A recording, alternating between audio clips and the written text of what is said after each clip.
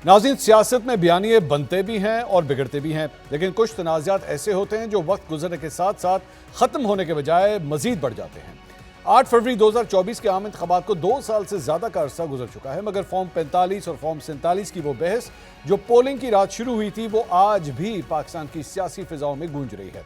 एक तरफ पाकिस्तान तहरीक इंसाफ का यह दावा कि रिजल्ट मैनेजमेंट सिस्टम में रद्दोबदल के जरिए उनका मैंडेट चोरी किया गया, तो दूसरी तरफ अब इंतखाबी ट्रिब्यूनल्स के वो फैसले सामने आ रहे हैं जिन्होंने इस पूरे सियासी मंजरनामे को एक नया रुख दे दिया है। Free and fair election network FAFEN की रिपोर्ट जो 11 मई को शाया हुई, सीनियर सहाफ़ी अंसार अब्बासी ने जंग अखबार में फैफन की इस रिपोर्ट का हवाला दिया। अंसार अब्बासी की स्टोरी के मुताबिक इंतखाबी उज़रदारियों के लिए दायर की जाने वाली 374 दरख्वास्तों में से तकरीबन 2/3 यानी 246 का फैसला हो चुका है और हैरानकुन तौर पर इनमें से 242 दरख्वास्तें मुस्तरद कर दी गई हैं। तहरीक इंसाफ के हिमायत याफ्ता उम्मीदवारों ने सबसे ज्यादा यानी लगभग 55% दरख्वास्तें दायर की थी, जिनमें फॉर्म 45 और फॉर्म 47 के फर्क को बुनियाद बनाया गया था। ताम फैफन के मुताबिक जिन दरख्वास्तों पर फैसला हो चुका है उनमें किए गए दावों में से एक भी कामयाब नहीं हुआ। रिपोर्ट के मुताबिक ट्रिब्यूनल्स ने तहरीक इंसाफ से मुंसलिक दरख्वास्तों को बड़ी हद तक तरीक़ाकार की बुनियाद पर या फिर शवाहिद की अदम दस्तयाबी के बायस मुस्तरद किया। रिपोर्ट में मजीद कहा गया है कि 246 में से सिर्फ 4 केसेस मंजूर हुए और वो भी बलूचिस्तान असेंबली के हलकों से मुतालिक थे, जो जमीयत उलमा इस्लाम फे या नेशनल पार्टी के उम्मीदवारों ने दायर किए थे, ना कि PTI ने। इसके बरक्स PTI की जानिब से बड़ी तादाद में दायर करदा दरख्वास्तें जो ज्यादातर नून लीग के कामयाब उम्मीदवारों के खिलाफ थी, मुस्तरद हो गई। अहम बात यह है कि इंतखाबात 2024 की कहानी सिर्फ एदाद शुमार तक महदूद नहीं है, बल्कि उसके पीछे चलने वाली कानूनी और सियासी जंग ज्यादा अहमियत रखती है। ऑपोजिशन का इल्जाम है कि इस पूरे अमल के दौरान खेल के असूल ही बदल दिए गए। जब लाहौर हाईकोर्ट के उस वक्त के चीफ जस्टिस मलिक शहजाद अहमद ने 8 इंतखाबी ट्रिब्यूनल्स बनाए तो इलेक्शन कमीशन इस फैसले के खिलाफ सुप्रीम कोर्ट चला गया। बाद में इलेक्शन एक्ट में तरमीम करके हाजिर सर्विस जजेस की जगह रिटायर्ड जजेस को लाया गया। इस्लामाबाद में जस्टिस तारिक महमूद जहांगीरी ने 3 अहम हलकों के फॉर्म 45 तलब किए तो उन्हें समात से रोककर मामला रिटायर्ड जजेस के हवाले कर दिया गया।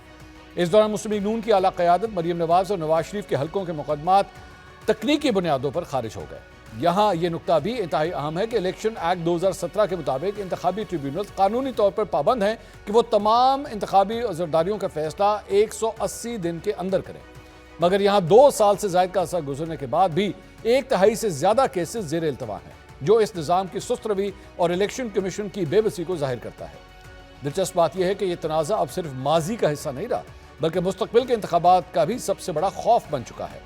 हाल ही में गिलगित बल्तिस्तान में इंतखाबी मुहिम के दौरान पीपल्स पार्टी के चेयरमैन बिलावल भुट्टो ज़रदारी ने अवाम से खिताब करते हुए फॉर्म 45 और फॉर्म 47 का जिक्र एक बार फिर छेड़ दिया। हमें पूरा एतमाद है कि पाकिस्तान पीपल्स पार्टी के साथ इंशाल्लाह ताला इस इलेक्शन में कोई नाइंसाफी नहीं होगा। आपने इलेक्शन डे पे बाहर निकलना है, पोलिंग स्टेशन पे पहुंच के वोट डालना है और वो फॉर्म 45 हाथ में लेके फिर आप घर वापस जाना है। फॉर्म 45 का बंदोबस्त आपने करना है, इंशाल्लाह ताला फॉर्म 47 का बंदोबस्त मैं कर लूंगा। नाज़रीन, इस तमाम सूरत हाल में आम सवाल यह है कि क्या इंतखाबी ट्रिब्यूनल्स के फैसलों ने 2024 के आम इंतखाबात पर शफाफियत की हतमी मोहर सब्त कर दी है, या फिर यह कानूनी जंग महज तकनीकी बुनियादों पर दम तोड़ गई? क्या तहरीक इंसाफ का मुनज़्ज़म धांधली का बयानिया अब कानूनी तौर पर दम तोड़ चुका है, या फिर ट्रिब्यूनल्स की तश्कील में होने वाली तब्दीलियाँ ऑपोजिशन के इस मौक़िफ़ को मजबूत करती हैं कि उन्हें इंसाफ का मौका ही नहीं दिया गया? और सबसे बढ़कर यह कि अगर ये सब माजी का हिस्सा है तो फिर बिलावल भुट्टो ज़रदारी को आज भी फॉर्म 45 और 47 का जिक्र क्यों करना पड़ रहा है? इसी अहम मौजू पर बात करेंगे। अपने पैनलिस्ट का इंट्रोडक्शन कराऊंगा। 4 सीनियर सहाफ़ी मेरे साथ प्रोग्राम में आज शरीक है। हमें ज्वाइन कर रहे हैं नुसरत मलिक साहब, इसार राना साहब, फ़हीम गौहर भट्ट साहब और वीडियो लिंक पे हमारे साथ मौजूद है उमर दराज गोंदल साहब। तमाम मेहमानों का बहुत बहुत शुक्रिया। नुसरत मलिक साहब, फैफन की ये रिपोर्ट जो है वो ये कहती है 374 में से 246 का फैसला जो है वो आ चुका है, 242 उसमें से मुस्तरद हो गई। पाकिस्तान तहरीक इंसाफ फॉर्म 45 और 47 का जिक्र करती रही है, क्या ये बयानिया पिट गया या आपके ख्याल में गुंजाइश अभी भी बाकी है? शुक्रिया मंसूर साहब। पहली बात तो ये है कि इन इंतखाबात के हवाले से 2024 के इंतखाबात के हवाले से आपने भी हर प्रोग्राम में मुतअद्दिद बार ये बात कही कि ये शफाफ नहीं थे। हाँ।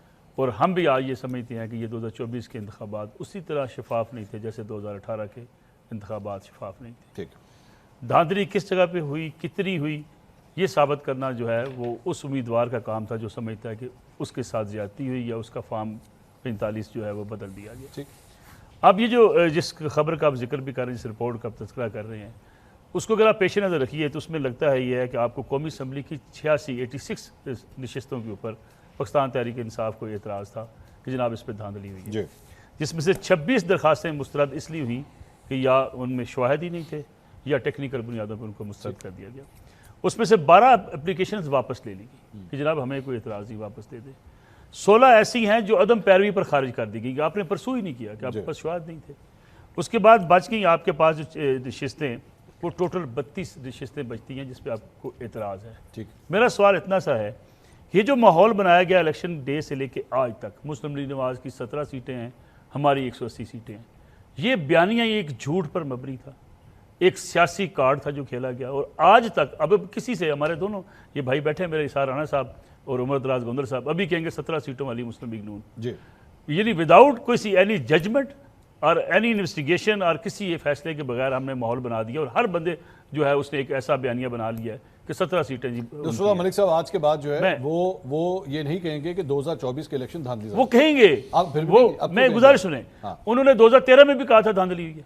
अच्छा, देखिए उन्होंने 2013 के इलेक्शन को नहीं माना था, 35 पंचर का उन्होंने एक माहौल बना दिया। मैं आपकी बात कर रहा हूं, मैं तो कहता हूं धांधली इस इलेक्शन में हुई थी, 2018 में भी हुई थी। तो नहीं कह रहे ना सर, देखिए नहीं, वो ये कह रहे हैं कि कुछ ऐसी दरखास्तें हैं जो आपकी टेक्निकल बुनियादों पे मुस्तरद हुई। ठीक, इसका मतलब ये है कि हो सकता है वो चंद नशिस्तें ऐसी होंगी कि जहां आपने टाइमली उसको आपके ख्याल में पाकिस्तान तहरीक इंसाफ सही कह रही है? तहरीक इंसाफ उन चीज़ों पर दुरुस्त कह सकती है जहां वो कहें कि हमारे पास मुकम्मल शवाहिद मौजूद है। पाकिस्तान तहरीक इंसाफ नहीं, मैं कह रहा हूं आप समझते हैं कि क्या पाकिस्तान तहरीक इंसाफ सही कह रही है? तहरीक इंसाफ का जो बयानिया है कि जब हम सारी सीटें जीते हुए थे, ये दुरुस्त नहीं है, ये दुरुस्त नहीं है, ये दुरुस्त नहीं है। अच्छा, लेकिन धांधली हुई है। धांधली, देखिए शफाफ इलेक्शन तो इस मुल्क में शायद बहुत कम इलेक्शन शफाफ हुए हैं। धांधली हुई है, लेकिन पाकिस्तान तहरीक इंसाफ जो ये बयानिया बना दिया गया था जी कि सारी नशिस्तें हमारी थी, हमसे छीन ली, सारी नहीं थी, कुछ भी हुई है, 5 हो सकती हैं, 10 हो सकती हैं, जब तक फैसला नहीं आता। नंबर्स भी वही फैसला करेंगे जो आपके टर्मिनल्स थे या आपके।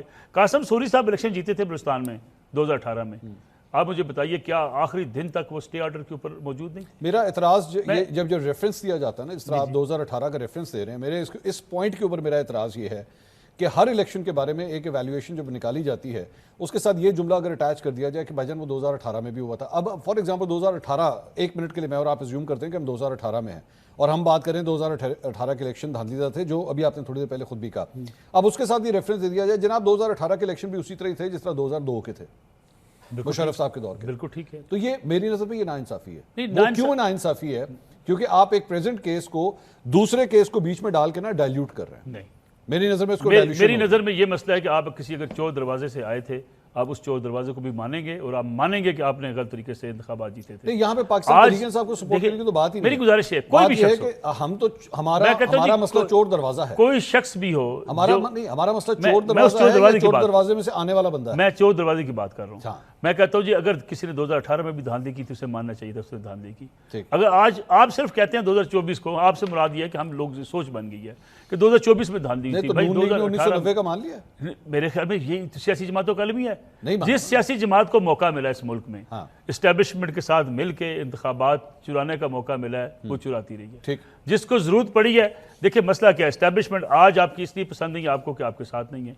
कल की एस्टेब्लिशमेंट आपको इतनी अच्छी लगती थी कि आपके बयानात, शायद पाकिस्तान की सियासी तारीख में किसी लीडर ने इतने बयानात दिए हों कि जनाब जब कमर जावेद बाजवा सब कितने बड़े जमहूरी हैं। इसका मतलब यह है कि आपको इंतखाब जीतने के लिए हर वो तरीके इस्तेमाल करने होते हैं जो सियासी जमातें करती हैं। राणा साहब, ये पाकिस्तान तहरीक इंसाफ का बयानिया पिट गया इस रिपोर्ट के बाद कि जनाब इन्होंने पूरे नंबर्स दिए हैं मलिक साहब ने, आप अदम पैरवी की बुनियाद पर आप रिजेक्ट हो रहे हैं, आप टेक्निकल बुनियादों पर रिजेक्ट हो रहे हैं, तो उसके बाद फिर क्या बच गया? वो तो जब बयानिया वाले खुद ही पिट गए तो फिर बयानी की क्या जरूरत है? पीटीआई की बात करें? जी जी, जाहिर है। अच्छा, जिस तरह उन्हें पीटा जा रहा है गिलगित बल्तिस्तान में, अच्छा, तो और जिस तरह पूरे पाकिस्तान में उन्हें पीटा गया, तो बयानिया बेचारा क्या कर लेगा। दूसरी बात यह कि चोरी और डकैती में फर्क होता है। अच्छा, मुझे अभी मलिक साहब ने मेरी और गोंदल साहब की कहा, तो मैं तो नहीं कह रहा कि 17 सीटें नून लीग ने जीती थी। अच्छा, हाँ, मैं तो ये कह रहा हूँ कि 18 जीती थी। देखे ना, मैं गलत बात करूं, मैं क्यों ऐसे गलत बात करूं जो भाई सही ना हो। एक सीट दे दी आपने। हाँ, 18 ये एक सीट मतलब नवाज शरीफ साहब वाली। हाँ जी, और मैं ये समझता हूँ कि वो 17 नहीं 18 सीटें जीते हुए वो। अच्छा। और जो जीता हुआ है भाई उसको मान लेना चाहिए, उसका राइट नहीं लेना चाहिए। हाँ, नहीं लेना चाहिए। दूसरी चीज ये है कि क्या 2018 के इलेक्शन में भी एक पार्टी पे पाबंदी लगी थी, इलेक्शन कमीशन ने उससे निशान छीना था, सुप्रीम कोर्ट ने उसको रोक दिया था, उसके बंदे अगवा हुए थे, उसके पोलिंग एजेंट अगवा हुए थे, उनसे माफिया मंगवाई गई थी, उनके कागजात छीने गए थे, उनको इलेक्शन कंपेन नहीं करने दी गई थी, अगले दिन इलेक्शन वाले दिन उनको कैंप नहीं लगाने दिए गए थे। 2018 में भी ऐसे हुआ था। अगर मुझे सवाल ना करें, सवाल का जवाब देता हूं। मैं सवाल नहीं कर रहा। अच्छा जी, मैं मेरी बात होने दे पूरी। अब जवाब ले लेना। मैं सवाल नहीं कर रहा। अब जवाब ले ले। मैं सवाल ही नहीं कर रहा, मैं जवाब अपनी तो बात ले कर ले। रहा हूं, मैं नहीं कर ही नहीं रहा। जवाब तो ले मैं ले। अपने सवाल सर, वापस ले पोलिंग लिया। उन्होंने एब्सोल्युटली नॉट कह दिया। कह दिया ना, पोलिंग कह एजेंट दिया। मैं सर, सुन एक लेना, जुमला, आप देखें एक ना, जुमला, अब मेरे दूसरी साथ जगह। होता है ये, देखे ना, ये कितनी देर बोल रहे। आपने क्यों गए? तो मैंने फौरन वापस आप ले लिया। नहीं जाना ना, गड्डी भाई मेरी रिवर्स नहीं होता तौबा इसके। मेरी तौबा भाई, मैंने आपसे कोई सवाल नहीं किया। नहीं, ठीक है ना, मैं होड़ में की करा, बच्चे एक मिनट ठहर जाओ ना मलिक साहब, ब्रेक पे पैर ला लो ना यार, मैंने आपकी इतनी बात सुनी वरना है। राणा साहब का बयानिया भी पिट जाना ठीक है था। ना, हाँ। अच्छा, मुझे मेरा बयानिया पिट जाए कोई मसला नहीं है, मुझे ना पीटिएगा आप। नहीं, नहीं, नहीं, आप अल्लाह हमारे- माफ करे, हमारे- कैसी हाँ, बात है। मेहरबानी नहीं, करें। नहीं, तो नहीं। बात हमने ये है, 3-4 दफा आपको पिटने से वैसे भी बचाया है। हम आपको बचाने वालों में हैं। पता नहीं कहाँ की मार से बचाया है। मैं झूठ क्यों बोलूं भाई। आगे ठीक है। अच्छा, बात ये है कि ये लॉजिक मुझे आज तक समझ नहीं आई कि भाई तूने कत्ल किया तो उन्होंने भी तो कीता सी। भाई ये क्या लॉजिक हुई कि वो थे, उन्होंने भी तो हम जब ये कहते हैं कि 2024 में बेईमानी हुई, ठीक है, या तो आप 2018 के पे प्रोग्राम करें, मैं कहूंगा कि हाँ हुई। हाँ, 2018 में धांधली हुई। जी बिल्कुल, 2018 में धांधली हुई। अगर वो क्या था, वो आरटीएस सिस्टम ना बैठता, इमरान खान पहले से ज्यादा सीटें लेता। यानी वो भी इमरान खान के खिलाफ धांधली। जी, 2018 वो जीत रहा था। 2018 इमरान में खान हर जगह से जीत रहा था, आरटीएस को बिठाया गया ठीक है। और इमरान खान की सीटें कम की गई। अच्छा। धांधली की किसने गई की? वहां पे। किसने की? तो नहीं पता तुसी की पेरिस तो है। मुझे नहीं पता। आप ताजा आप बताएं पाकिस्तान ना। नहीं, ताजा किसने पाकिस्तान में की? तशरीफ लाए। बाजवा साहब ने की। उस ठीक है ना? बाजवा साहब ने की। बाजवा ये साहब ने कहना चाह रहे हैं। नहीं, बाजवा साहब ने मैं कह रहा हूं आप ताजा पाकिस्तान में तशरीफ मुझे लाए। नाम लेके दो। आप कहीं बीबीसी में काम कर नाम रहे थे उस देना, वक्त नाम ना। दें। किस चीज का नाम लूं? 2018 में धांधली किसने की? भाई जिन्होंने जो जिम्मेदार थे। कौन जिम्मेदार थे? आप बताएं कौन थे? नहीं, आप नाम एस्टैब्लिशमेंट बताएं। थी। नहीं, आप नाम बताएं। जनरल बाजवा। हाँ, तो होंगे, वही होंगे। आप नहीं होंगे, नहीं हाँ। थे या नहीं थे? थे, वो थे। हाँ, लेकिन उन्हीं के बारे में तो खान साहब ने कहा सबसे जुबूरी। खान साहब जवाब देंगे, मुझे इससे कोई ये गर्ज क्या नहीं है। बात हुई?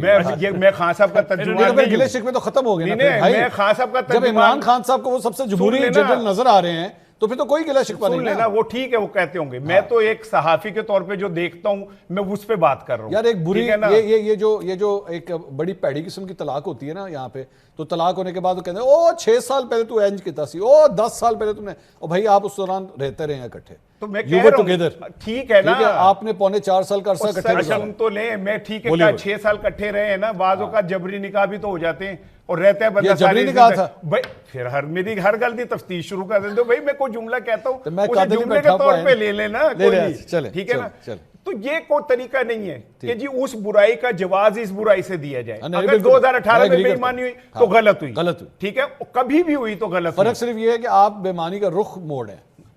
नून अपनी आप कह रहे बेईमानी हैं- को आप आप कह रहे हैं कि वो justification दे पीटीआई रहे के साथ बेईमानी हुई। अब मैं ये कह रहा हूं कि आरटीएस बिठा के इमरान खान की सीटें हाँ, रोकी गई। हाँ, ये- बेईमानी अच्छा। ये हुई, मैं इस बात से एग्री करता हूं आपकी। अब ये इमरान खान हजम- जीत रहा मैं था आगे भी पूरे हजम पाकिस्तान करना से। बड़ा मुश्किल हो आगे गया। सर, आगे नहीं, ये हजम भट्ट करना साहब बड़ा- वेट कर रहे हैं सर। एक सिर्फ एक जुमला मैंने बस कहना है, इसके बाद गौर भट्ट अपना छोटा भाई है, अपना बरखुरदार इससे है। पहले कि वो गुल्लू भट्ट बने गौहर भट्ट रहने दें। नहीं नहीं नहीं, ये नहीं आगे- बनेगा, आगे गुल्लू चलना भट्ट नहीं बनेगा। सिंपल इतनी, मलिक साहब में देखें, अब खाली पीटीआई ये बयानियां नहीं ले रही, ये पीपल्स पार्टी भी कह रही है। कल पीपल्स पार्टी के कैमरे ने कहा कि गिलगित बल्तिस्तान के इलेक्शन में डकैती की तैयारी कर ली है मुस्लिम लीग नून ने। अच्छा। ठीक है, ये डाका डालने जा रहे हैं। एंकर ने पूछा कि आप कह रहे हैं डाका डालने जा रहे हैं, उनका हाँ डाका डालने जा रहे हैं। अब तो पीपल्स पार्टी भी वही बात कह रही है जो चले, भट्ट साहब, मैं भट्ट साहब एक भट्ट- जुमला सर, सिर्फ ये उनके पास जाने से पहले ये कहते हैं 2018 में जो है वो आरटीएस बिठाया गया, खान साहब की सीटें कम की गई। ठीक।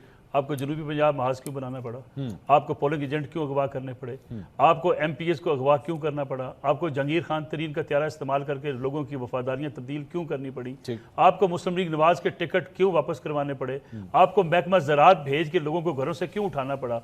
भाई अगर आप आरटीएस के जरिए जो है बैठने से पहले जीत रहे थे तो ये सारे काम तो आपने किए हुए हैं ठीक। उस इलेक्शन को छीनने के लिए।